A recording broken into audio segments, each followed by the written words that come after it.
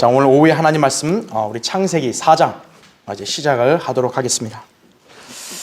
자, 우리 지난 시간에 아주 성경에서 중요하다고 할 수 있는 창세기 1, 2, 3장 말씀을 다 살펴봤고, 자, 이제 4장에서는 이제 그 아담의 이야기에서 이제는 그 아들들 카인과 아벨로 이제 어떻게 보면 이제 중심이 좀 바뀌어지죠.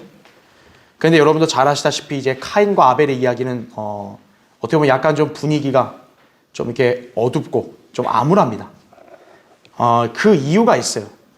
표면적으로 볼 때는 이제 카인이 하나님의 뜻에 어긋나게 자기 종교심으로 하나님께 제사 드려다 거부당하니까 아우를 시기해서 죽인 것으로 우리가 알지만, 사실은 오늘 이 성경 공부를 통해 여러분은 카인의 놀랄만한 정체를 한번 보게 될 것이에요. 예. 카인은 도대체 어떤 인물이었나 이거죠. 그렇죠? 자, 먼저 하기에 앞서서 우리 교환으로 오늘 4장의 어떤 핵심을 먼저 보겠습니다. 자, 맨 위에 보면 4장의 주제는 인간의 종교와 문명의 기원을 다루고 있습니다. 예. 이제 최초의 종교가 등장하는 거예요. 예. 그리고 이제 뭐 도시 문명 있죠. 이런 것들이 이제 여기서 이제 최초의 그런 도시 개발한 그런 사람도 나오게 되고, 또 여러 가지 이제 기원이 되는 인물들도 등장을 합니다. 자, 주요 내용은 카인과 아벨의 등장. 그래서 모든 종교의 기원, 카인의 종교와 아벨의 종교가 인류 역사의 모든 종교의 기원이 되는 거예요. 여러 종교들이 많이 생겼지만 두 개로 요약하라고 하면 카인의 종교와 아벨 종교예요. 네. 두 번째는 최초의 살인과 카인의 표가 등장을 하고요. 자, 하나님이 창조하신 인간인데 그 인간이 살인을 저지른 거예요. 그렇죠. 최초의 살인이 나온 거예요. 그 다음에 세 번째는 카인을 따르는 후대와 그 다음에 이제 셋의 출생에 대해서 이렇게 나오고 있습니다. 자, 그래서 우리가 이런 부분들을 일단 개념을 잡고 이제 우리가 창세기 4장을 한번 살펴보도록 하겠습니다. 자, 먼저 첫 번째는 창세기 4장 우리 1절부터 2절의 말씀을 오늘 먼저 살펴보겠습니다. 자, 보십시오. 아담이 자기 아내 이브를 알았더니 그녀가 임신하여 카인을 낳고 말하기를 내가 주로부터 남자를 얻었다 하니라.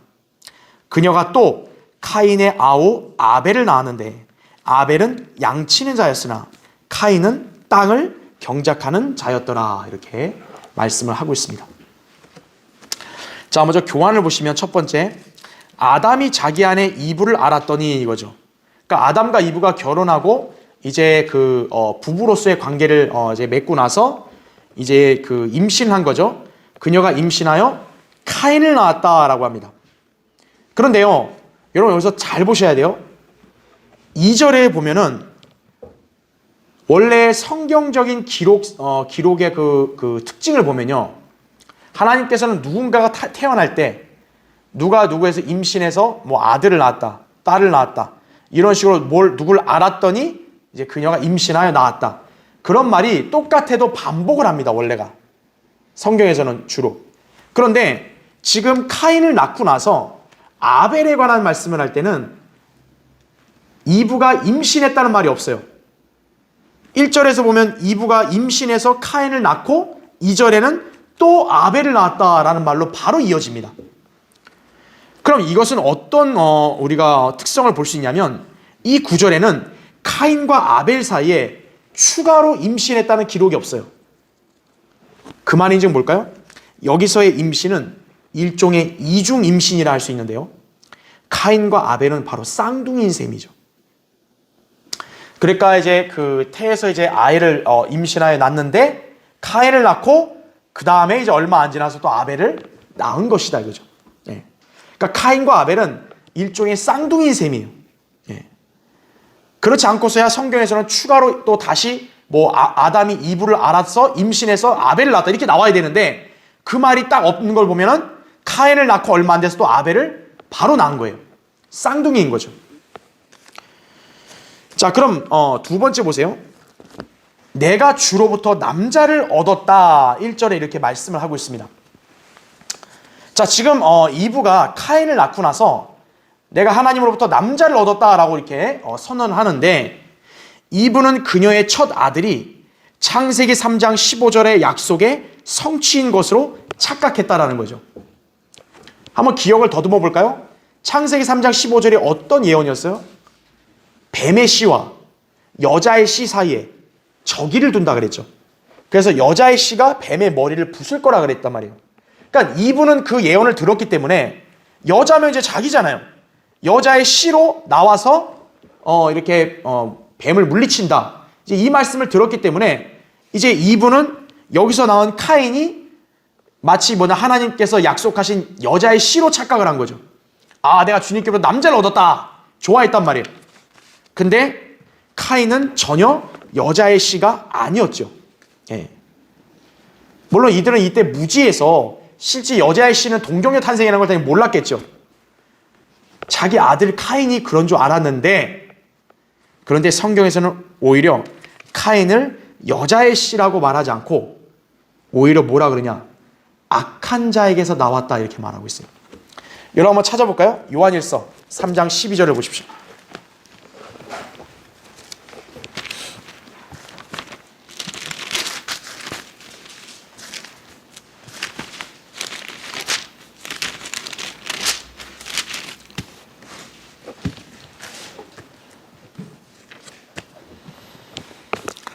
자, 요한일서 3장 12절 보시면, 자, 굉장히 아주 심오한 말씀이 있어요. 보시면 카인같이 되지 말라. 그는 그 악한 자로부터 나왔으며 이렇게 말합니다. 여러분 거기 잘 보세요. 단순한 카인을 악인이라 그러는 게 아니고 그 악한 자, 특정한 어떤 악한 자를 지칭하고 있어요. 그 악한 자로부터 나왔다 그랬어요. 자기 아우를 살해하였으니 무슨 용고로 그를 죽였겠느냐. 이는 그 자신의 행위는 악하고 아우의 행위는 의롭기 때문이라 그랬습니다. 그럼 여러분이 상식적으로 생각해 볼 때 성경에서 물론 아담이 범죄하고 타락했지만 아담을 그 악한 자 이렇게 지칭한 경우는 없죠. 그럼 여기에 그 악한 자는 어떤 특정한 악한 자를 가리키는 거예요. 바로 누구냐면 사탄입니다. 예. 그렇기 때문에 카인이 악한 자로부터 나왔다라고 말씀할 때는요, 사탄에게서 나왔다라는 말이거든요. 결국 카인은 뭐였다는 거죠? 여자의 씨가 아니라 오히려 뱀의 씨였다라는 거죠. 야, 이게 어떻게 가능하냐 이거죠. 근데 우리는 성경에 기록됐으니까 믿어야지, 이게 우리가 이해하기 어렵다고 거부하면 안 된다는 거죠. 성경은 분명히 카인은 악한 자로부터 나왔다 그랬어요. 근데 우리가 아까 살펴봤다시피 아담이 아내 이브와 결혼해서 이제 이브가 임신해서 아들을 낳았는데, 그러면 카인이 어떻게 악한 자가 되냐 이거예요. 대체 악한 자로 나왔다는 게 무슨 말이냐 이거죠. 아까 제가 얘기한 바로 이중 임신이라는 것을 여러분이 한번 여기서 딱 잡아야 되는 거예요. 즉 그 말이 뭐냐, 카인과 아벨은요 분명히 동일한 어머니인 이브의 태에서 나왔지만 그들의 씨는 같다는 거예요, 다르다는 거예요? 다르다라는 게 여기서 나오는 거예요. 자, 그럼 그게 실제로 가능한가? 자, 괄호 1번 한번 보세요.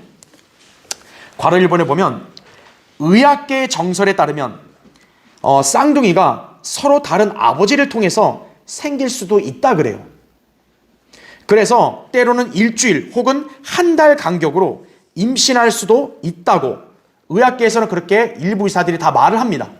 그러니까 우리가 쌍둥이라고 했을 때 일란성은 그냥 낳는 건데, 예를 들어 이란성 쌍둥이 같은 경우 이게 서로 다른 아버지의 씨를 남자의 씨를 받아가지고 이렇게 간격을 둬서 태어날 수도 있다라고 의학계도 얘기해요.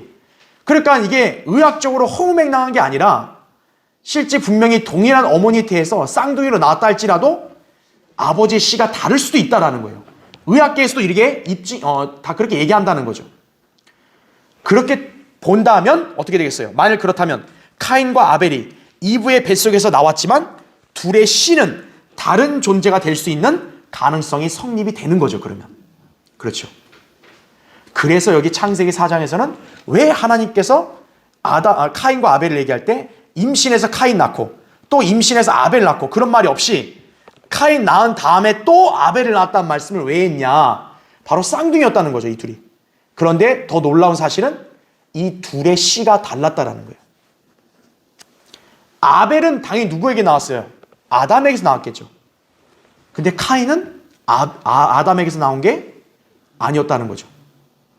그럼 도대체 카인은 누구에게서 나왔냐 그죠? 엄마는 이브인데. 그럼 우리는 그 전으로 되돌아가 봐야죠. 창세기 3장에서 이브에게 접근한 존재가 누굽니까? 뱀이었죠. 그 뱀은 날름날름거리는 동물뱀이 아니라 그랬죠.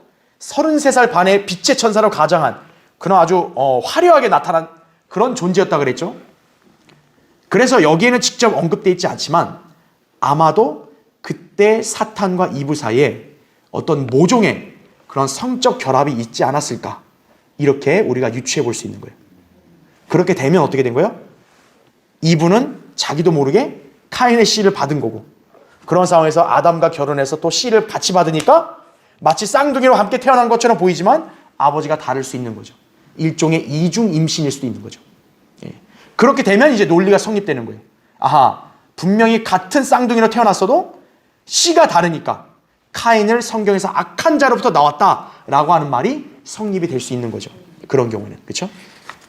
자, 괄호 2번 보겠습니다. 그래서 성경에 직접 언급되지는 않지만 이브와 그 빛의 천사로 나타난 뱀 사이에서 모종의 성적 결합이 있었던 게 아닌가 짐작해 볼 수 있다. 그죠?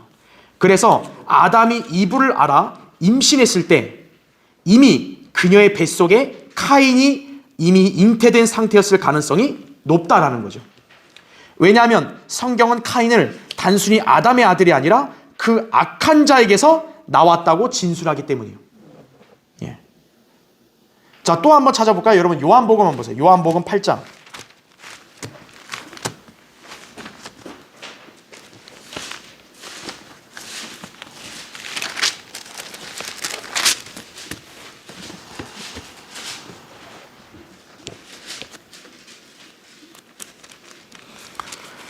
자, 요한복음 8장 44절 보세요.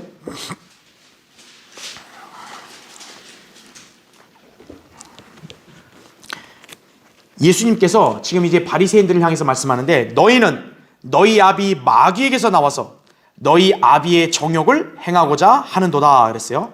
잘 보세요. 그는 처음부터 뭐라고 얘기합니까? 살인자였으며 이거예요. 아니, 사탄이 누굴 죽였다는 거예요? 처음부터? 성경의 최초의 살인을 누가 했어요? 카인이 했단 말이에요. 근데 여기서는 마귀가 처음부터 살인자였다라고 딱 못을 박습니다.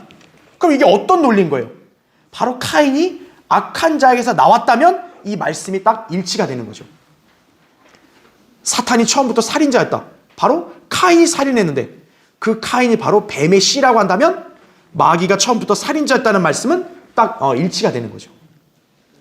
그래서 카인이 보통 아담의 아들이 아니라는 거예요. 그래서 그렇기 때문에 어떻게 같은 아버지 어머니 밑에서 나온 두 아들이 이렇게 완전히 극단적으로 다르냐고요. 그렇죠. 네. 바로 카인은 신약 성경에서 입증해 주는 거예요. 그는 마귀에게서 나왔다는 거죠. 바로 카인의 씨는 아담에게서 나온 게 아니라 뱀의 씨였다는 거죠. 그래서 우리는 창세기 3장에서 뱀이 이브를 꼬셨단 말이에요. 그랬을 때 모종의 어떤 성적 결합, 그런 어떤 게 있지 않았을까, 이렇게 볼 수 있는 거죠. 그래야 뱀의 씨가 들어가니까. 그렇죠. 예. 자, 그럼 또 이거를 어떻게 우리가 살펴볼 수 있냐면, 여러분 그 고린도서 한번 보세요. 고린도서. 자, 오늘 이 내용이 어떻게 보면 참 약간 굉장히 어려울 수도 있기 때문에 제가 성경적으로 여러 가지 근거를 입증해 보이는 거예요. 자, 고린도서 11장 2절을 한번 보세요.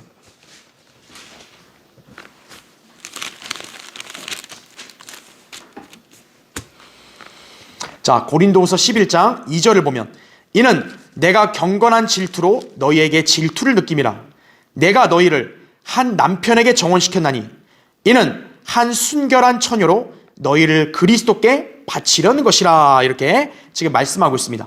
여기는 이제 구원받은 그리스도인들이 예수님의 신부, 그리스도의 몸이라고 해서 처녀로 나왔단 말이에요. 여러분, 처녀는 특징이 뭐예요? 몸이 더럽혀지지 않고 순결해야 되잖아요. 그러니까 바울은 우리 교회가 마치 순결한 처녀라고 이렇게 말하는 거죠. 그런데요, 3절을 보세요. 갑자기 바울이 이걸 비유로 해가지고 우리 그리스도인의 그 더럽혀지는 것을 경계하라고 말씀하는데, 3절 보세요. 나는 뱀이 그의 관계로 이브를 속인 것 같이 너희의 마음도 어떤 방법으로든 떠나 그리스도 안에 있는 단순함에서 떠나 부패할까 두려워하노라 이렇게 말합니다. 자, 여기 보면 지금 바울은 논리가 뭐였어요? 그리스도인 교회는 신랑과 결혼을 앞둔 순결한 처녀라는 말씀하잖아요.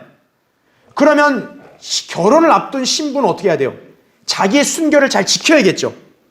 그런데 순결을 잃어버릴 수 있단 말이에요. 자기가 생활을 똑바로 못하면. 근데 하필 바울은 그거를 경고할 때 뭐로 비유를 들어요? 뱀이 이브를 속인 걸로 비유를 들어요. 왜 하필 이 비유를 들까요? 결혼을 앞둔 처녀가 순결함을 유지해야 되는데 너희들이 뱀이 이브를 속인 것 같이 그렇게 속임당하면 너희는 부패한다 그러잖아요. 왜 뱀이 이브를 속인 거에다가 순결함을 갖다 붙였겠냐고요. 바로 우리가 이걸 통해 볼 때 뱀이 이브를 속인 것, 바로 어떤 모종의 그런 결합이 있었을 것이다. 이렇게 여기서 우리가 관계가 있었음을 암시할 수 있는 거죠. 그러니까 이런 것 때문에 어떻게 된 거예요? 이브가 바로 어떤 그런 결합이 있었기 때문에 씨를 받게 된 거고, 그런 상황에서 아담과 결혼해서도 씨를 받고, 그렇게 해서 이중 임신으로 이렇게 쌍둥이를 낳았을 것이다. 이게 성경적 근거로 볼 때는 여러 가지가 근거가 있는 건데, 뱀이 이브를 속인 건 단순히 그냥 선악과 이 개념만이 아니라 성적인 개념. 왜냐? 이브는 사실 결혼을 남편하고 했잖아요. 그렇죠? 아내는 그 남편하고만의 관계가 있어야 되는데 아내인 교회가 남편에게 이렇게 속아서 순결함을 잃어버리는 거를 이브가 뱀에게 속은 거에 비유하고 있다고요. 아하, 그래서 이브가 뱀과 어떤 관계가 있었구나. 우린 이 구절을 통해서도 그 암시를 볼 수 있는 거예요. 자, 결국에는 우리는 이거를 통해서 아하, 뱀과 이브 사이에 어떤 그런 모종의 관계가 있었기 때문에 씨를 받게 됐고, 결국 그 씨가 카인이었구나 라는 걸 알 수 있는 거죠. 그래서 카인은 어떻게 보면 아담의 아들이라기보다는 뱀의 씨였던 거다라는 거죠. 그래서 예수님께서 사탄이 처음부터 살인자라고 했는데, 사탄이 뭐 살인을 처음에 누구를 해요? 아벨을 했잖아요. 자기야와 아벨을.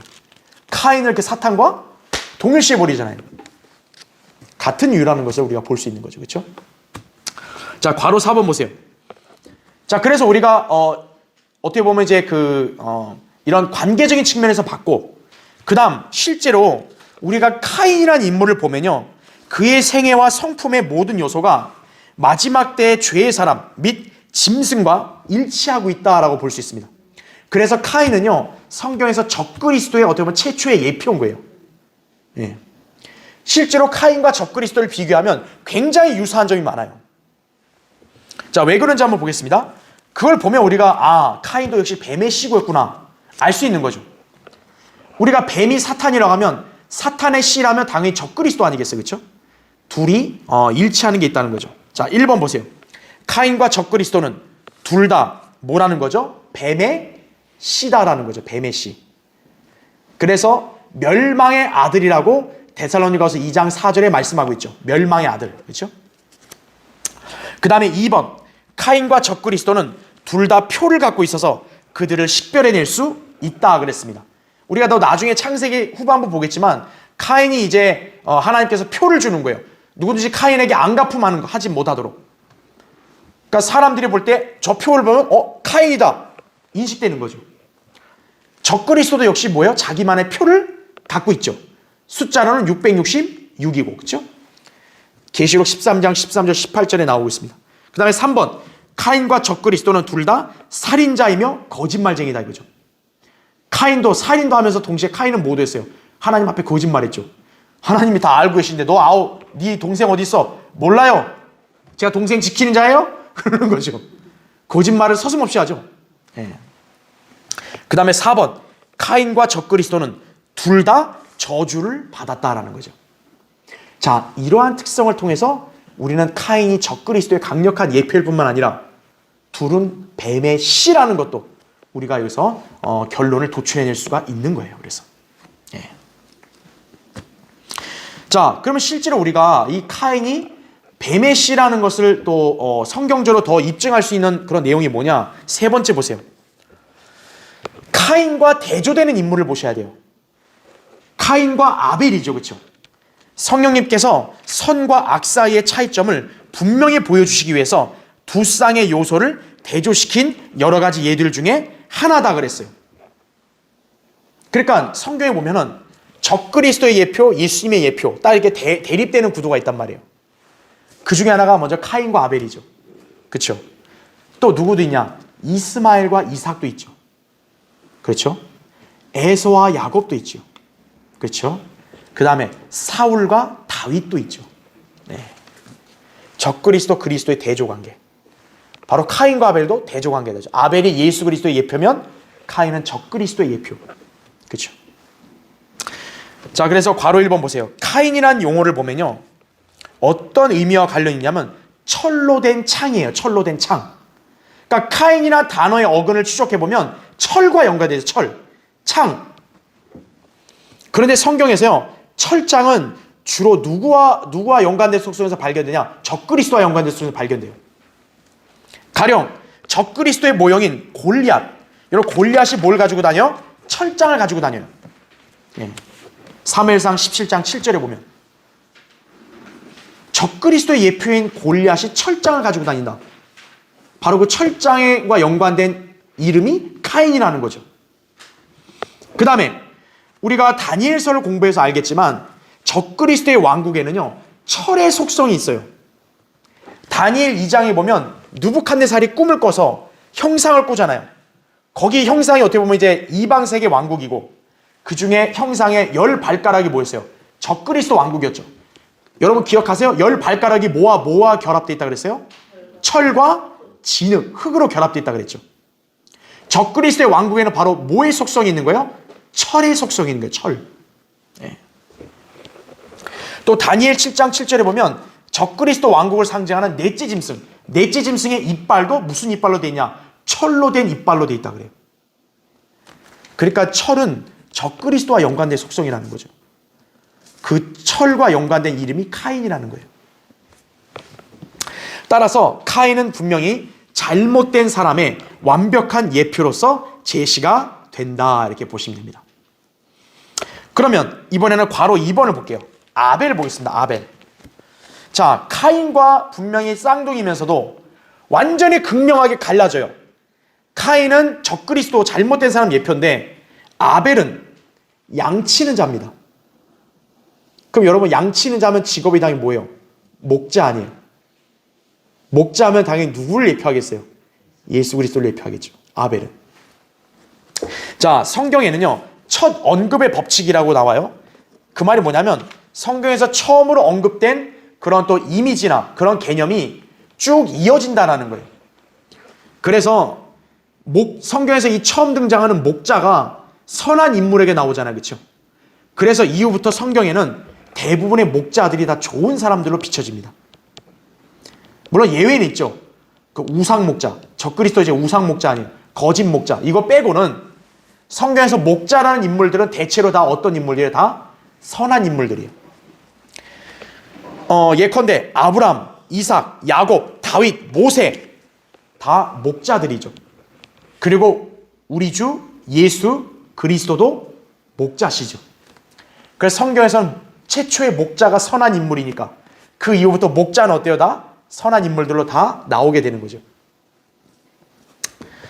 자, 아벨이 양을 치는 목자로서 예수 그리스도의 정확한 예표가 된다는 거죠. 그래서 괄호 3번은 제가 아까 설명드린 대로 카인과 아벨은 정확히 적그리스도와 예수 그리스도의 대립을 보여주는 최초의 예표다라는 거죠. 그래서 제가 아까 이런 구도와 일치하는 인물들을 아까 여러분께 말씀드렸죠. 그래서 주님께서 그분의 말씀에 입각해서 모든 모형들과 기준들을 설정하신 방법에 따르면요, 의인이 먼저 와요? 항상 악인이 먼저 와요? 악인이 먼저 옵니다. 우리가 다음 시간에 더 자세히 배우겠지만 하나님께 제사 드리는 것도 누가 먼저 앞서가요? 카인이 먼저 앞에 가요. 그렇죠. 다윗이 하나님이 선정한 왕인데 그 전에 누가 먼저 왕으로 나와요? 사울이 나오죠. 예수 그리스도가 이 땅에 재림해서 통치하셔야 되는데 그 전에 누가 먼저 등장해요? 적그리스도가 등장을 하죠. 항상 하나님께서 딱 예표로 설정해 놓으신 그 구도를 보면 그리스도를 예표하는 의인보다 적그리스도를 예표하는 악인이 먼저 부각이 돼요. 그렇죠. 자, 그래서 우리가 이걸 통해 볼 때 카인은 이제 뱀의 씨, 그리고 적그리스도의 강력한 예표고 또 아벨은 예수 그리스도의 예표다라고 볼 수 있습니다. 자, 밑에 네 번째 보세요. 아벨은 양치는 자였으나 카인은 땅을 경작하는 자였더라. 2절에 그럽니다. 이게 사태가 지금 뭔가 잘못되어 가는 거죠. 왜요? 창세기 3장에서 하나님은 땅을 어떻게 했습니까? 저주하셨단 말이에요. 그런데 카인은 지금 그 저주받은 땅을 경작하고 있는 거예요. 오히려. 그렇죠. 하나님께 예물을 드리고 제사를 드리려고 저주받은 땅을 경작을 해요. 그렇죠. 반면에 아벨은 어떻게 합니까? 아벨은 어떤 일을 합니까?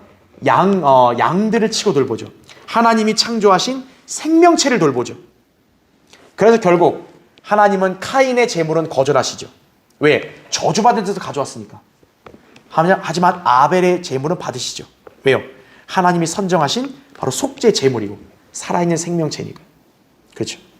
벌써 이 두 인물이 극명하게 갈라지고 있다. 이렇게 여러분이 보시면 됩니다. 예. 자, 그래서 여러분들이 이제 여기를 보면은 자,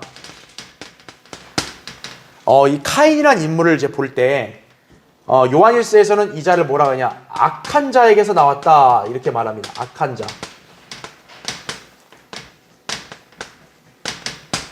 그래서 이 카인이 바로 뭐냐면 뱀의 씨다라는 거죠. 뱀의 씨. 뱀의 씨. 예. 그래서 이게 어떻게 보면은 이거와 유사한 게 뭐냐? 바로 적그리스도라는 거죠. 적그리스도 역시 뭡니까? 뱀의 씨라는 거죠. 예. 그래서 이제 카인은 이제 적그리스도의 어떻게 보면 아주 강력한 예표인데 이 뱀의 씨의 특징이 뭡니까? 사탄이 육화를 하는 거죠. 인간으로. 그렇죠. 예. 왜 이 부분을 말씀드렸냐면 여러분이 아니 뭐 사탄이 무슨 실제 남녀가 관계 맺듯이 해가지고 그런 개념이 아니고 어떻게 인간에게서 나왔는데 그게 뱀의 씨냐라는 거죠. 그러니까 여러분이 이 부분에 대해서 막 무슨 분석하고 이해하고 한다기보다는 하나님 말씀에서 기록된 사실만 믿으면 어렵지가 않아요.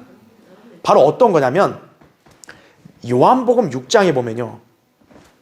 예수님께서 그 12제자들 중에 하나는 마귀다 그랬어요. 마귀다. 마귀 들렸다가 아니라 너희 중에 하나는 마귀다. 아예 단정을 해버리셨어요. 그런데 그게 누구냐면 유다 이스카리옷이거든요.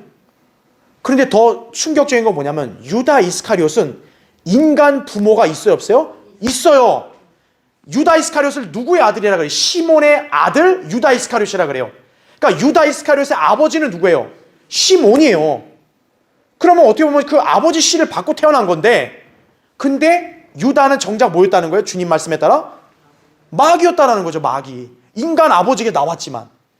그러니까 사탄이 육화되는 것은요. 인간 아버지의 씨로 나올 수 있지만 그걸로 사탄이 또 육화되는 경우도 있다라는 거예요.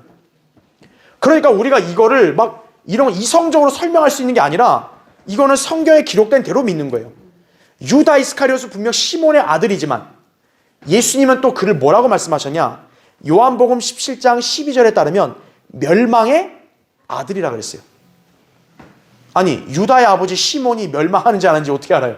근데 예수님은 그를 멸망의 아들이라 그랬다 그죠? 그리고 사도 바울은 데살로니가후서 2장에서 뭐라 그래요? 적그리스도를 멸망의 아들이라 그래요. 그래서 우리가 알고 있는 게 뭡니까? 유다 이스카리옷이 바로 적그리스도고, 그렇죠? 그는 인간 아버지가 있었지만 바로 뭐였다는 거죠? 뱀의 씨였다는 거죠. 그러한 측면에서 카인도 비록 아버지가 아담이라고 할 수 있을지라도 뱀의 씨는 얼마든지 될 수 있다는 거죠. 그러니까 어떻게 카인의 아버지가 아담이 아니라 마귀야, 그렇게 생각할 필요 없어요. 성경에 기록된 대로만 믿으면 되는 거예요, 그냥. 예. 근데 또 우리는 그 유다 이스카리ot보다 좀 더 넓게 알 수 있는 거는 카인은 분명히 뭡니까? 뱀과 이브 사이에 모종의 성적 결합이 있을 수 있다는 걸 암시된 말씀도 봤기 때문에 실제로 그 뱀의 씨를 이브가 받은 상태에서 아담하고 임신했을 수도 있다라는 거죠. 그래서 카인이 뱀의 씨, 악한 자에서 나왔다는 것은 이상할 게 없어요. 네. 하나님 말씀의 정황을 그대로 여러분 받아들이시면 되는 거예요. 그래서 왜 카인과 아벨이 이렇게 대조적인가 우리가 또 볼 수 있는 거죠. 네. 자, 계속 대조적이면은 우리가 이제 다음 구절도 볼 수 있어요. 여러분 4장 3절 보세요. 거기 4장 3절. 자, 시간이 흐른 후에 카인은 땅에서 나는 열매를 가져와서 주께 제물로 드렸고 이렇게 말씀합니다. 지금 제일 먼저 누가 등장해요? 카인이 먼저 하나님께 제사를 드리러 나옵니다. 그래서 첫 번째 보시면 교환에 본문은 카인이 아벨을 제치고 먼저 제단에 등장함을 제시한다 하죠. 카인은 실로 종교적인 사람이에요. 여러분이 여기서 또 한 가지를 유념해야 될 게 놀랄 만한 게 뭐냐? 마귀의 씨라 할지라도요. 마귀의 자식들도 굉장히 종교적이라는 걸 아셔야 돼요. 마귀에게 속한다 해서 하나님을 안 믿는다 이게 아니에요. 지금 카인은 어때요? 오히려 아벨보다 더 종교적인 열성이 있는 거예요. 자기가 먼저 노력을 해서 하나님께 먼저 나아가 제사를 드리려고 그래요. 자, 인류 최초로 하나님께 제물을 드렸던 인물이 누구예요? 다름 아닌 카인이에요. 자, 이것이 장차 이 땅에서 인간의 의와 행위를 기반으로 한 모든 종교의 기원이 됩니다. 카인은 어떤 제물을 드렸죠? 여기 나온 대로 땅에서 나는 열매. 여러분, 땅에서 나는 열매가 거저나요? 자기 땀과 수고로 노력을 해서 자기 노력으로 얻은 걸 갖고 하나님께 드리는 거죠. 자기 의를 딱 나타낼 수밖에 없겠죠. 바로 인간의 의와 행위를 기반으로 한 모든 종교의 기원이 바로 카인의 종교가 되는 거예요. 자, 세계 7대 종교가 있다 그래요.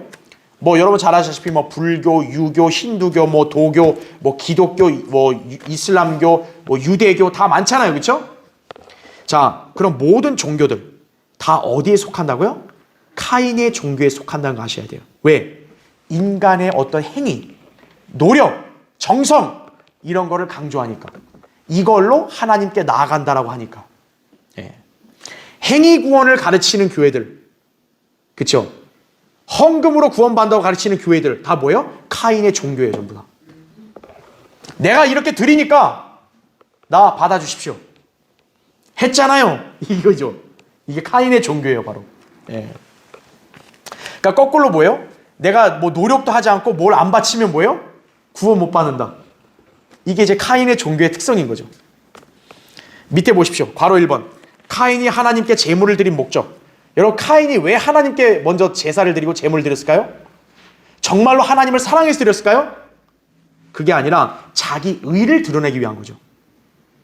시간이 흐른 다음에 이제 제사를 드려야 된다니까 어때요? 카인이 가장 먼저 열심히 일해가지고 먼저 바치는 거죠. 주님 날 봐주십시오. 내가 제일 먼저 왔습니다. 이거죠. 그는 자신을 위한 희생 제물을 필요로 했죠. 하나님께 받아들여질 제물이 아니라 자기 필요를 위한 제물을 드린 거죠. 그리고 자기 양심에 따라 자기의 길로 갔다고요. 유다서 11절을 보면 카인의 길이란 말이 나와요. 카인의 길. 그 카인의 길이 뭐냐? 바로 종교 행위를 말하는 거죠. 자기의 땀과 의로 맺은 열매를 갖고 하나님께 자원하는 심령으로 바쳤다고요. 그러니까 종교 행위는 나쁘지 않아요. 굉장히 정성 있고 굉장히 좋아 보여요. 카인의 행동은. 자, 이러한 종교적인 행위와 인간 자신에 의해 전형적인 모습이 바로 이거죠. 그런데 문제가 있죠. 하나님은 어때요? 그런 인간의 의를 거절하신다는 거죠. 성경은 인간의 행위, 인간의 의를 뭐로 묘사하냐면 더러운 걸레와 같다 그랬어요. 더러운 걸레. 이사야 64장 6절이죠. 사실 카인은 멀리 안 가고 자기 부모만 봐도 돼요. 자기 부모가 죄 짓고 나서 바로 했던 게 뭐였어요? 무화과나무 잎으로 자기들이 만들어서 자기가 가렸죠. 하나님이 그걸 단번에 어떻게 했어요? 다 제거해 버리셨잖아요. 아, 인간이 자기 마음대로 해서는 안 되는구나. 이거를 카인이 조금만 유념했으면 배울 텐데 필요 없다 이거죠. 그냥 내가 원하는 건 이거니까 나대로 하겠다 이거죠. 네. 자, 바로 2번 보시면 사람들은 흔히 종교와 구원을 결부시키려고 하지만, 그렇죠. 보통 구원하면 다 뭐로 떠오르요? 사람들은 종교 떠오르잖아요. 그렇죠. 구원받으려면 삼보일배를 하든지, 그렇죠, 선행을 하든지. 일반 교회들 어때요? 새벽 예배 열심히 나오고 금요철에 잘 참석하고 부흥회도 오고 그런 행위죠. 그렇죠. 돈 많이 내고. 자, 그런 거를 구원과 결부시키려고 한다 이거죠. 자, 카인의 종교에서 비롯된 온갖 선행들, 종교적 열성, 도덕, 이거는 그냥 종교이지 구원과는 무관해요. 종교는 뭡니까? 시대의 환경에 따라 조금씩 다른 모습을 보였지만 그 실상은 하나님의 호의를 얻어내기 위해 인간이 만든 신앙 체계에 불과하다라는 거예요.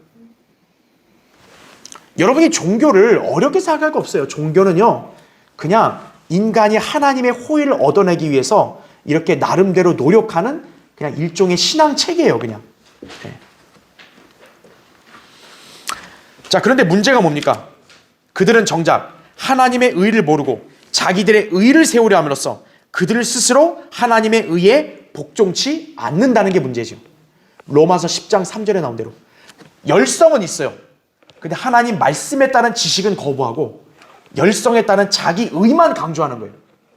그러니까 자기는 의롭다고 생각하지만 하나님의 관점에서 뭐예요? 하나님의 의에는 미치지 못하는 거예요. 예. 그게 바로 종교의 한계죠. 괄호 3번, 결국 카인의 길이란 구원을 얻기 위해 일하면서 최선의 결과가 나오기를 바라는 것이다 이거죠. 오늘날 기독교를 보세요. 열심히 그냥 새벽부터 밤까지 교회에다 몸을 바치죠. 돈까지 다 바치죠. 왜 그러는 거예요? 구원을 바라는 거죠. 내가 이렇게 열심히 했으니 나 죽을 때 구원을 해주십시오. 이걸 바라는 거잖아요, 결국. 그러니까 행위구원의 교리를 가르치는 교회들은 모두 카인의 종교인 거예요. 자, 세계 모든 종교의 핵심이 바로 이거예요. 의로움을 얻기 위한 요소로 뭘 포함시키냐? 자아를 포함시키는 거예요. 자아. 나. 이거 내 겁니다. 내가 이렇게 했습니다. 나. 카인의 종교는 바로 그걸 포함시키는 거예요. 자, 하지만 성경은 무엇이라고 말씀합니까? 그러므로 율법의 행위로는 그분 앞에 의롭게 될 육체가 없나니 그럽니다.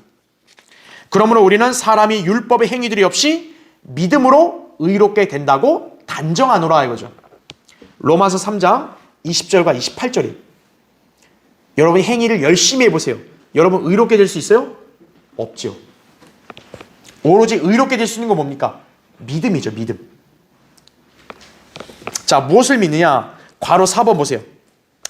그러므로 종교란 인간이 자기 스스로 의롭게 되려는 시도인 반면 구원은 자기가 스스로 의롭게 될 수 없음을 아는 죄인들이 하나님의 말씀을 믿음으로 말미암아 은혜로 거저 받는 것이다 이거죠. 다시 한번 대비할게요. 종교하고 구원의 차이는 뭐예요? 종교는 자기가 스스로 의로워지려고 하는 거고 구원은 자기가 의롭게 될 수 없다는 죄인이 그걸 인정하고 하나님의 말씀에 그대로 믿어서 순종하는 그런 죄인이 받는 선물인 거죠. 네. 그러니까 종교와 구원은 완전히 뭡니까? 성격 자체가 그냥 다른 거예요. 그걸 우리가 기억해야 합니다. 그래서 에베소서 2장 8절 9절에도 너희가 믿음으로 말미암아 은혜로 구원을 받았으니 이것은 너희에게서 난 것이 아니요 하나님의 선물이라 하죠. 행위에서 난 것이 아니니 아무도 자랑하지 못하게 하심이라 이거죠. 바로 카인을 두고 하는 말이에요. 너의 행위 자랑하지 못한다 이거죠. 예수 그리스도를 믿고 구원받아 의롭게 될 수 있는 성도는 뭐냐? 오로지 그냥 믿음만으로 된 거지 행함은 아무것도 우리에게 작용하지 않았다라는 것이에요. 예. 이게 바로 카인의 종교, 이제 다음 시간에 배우겠지만 아벨의 종교의 차이예요. 두 종교가. 예. 여러분이 또 참조 구절은 로마서 4장 5절, 갈라디아서 2장 16절을 읽어보시면 됩니다. 자, 마지막 밑에 두 번째.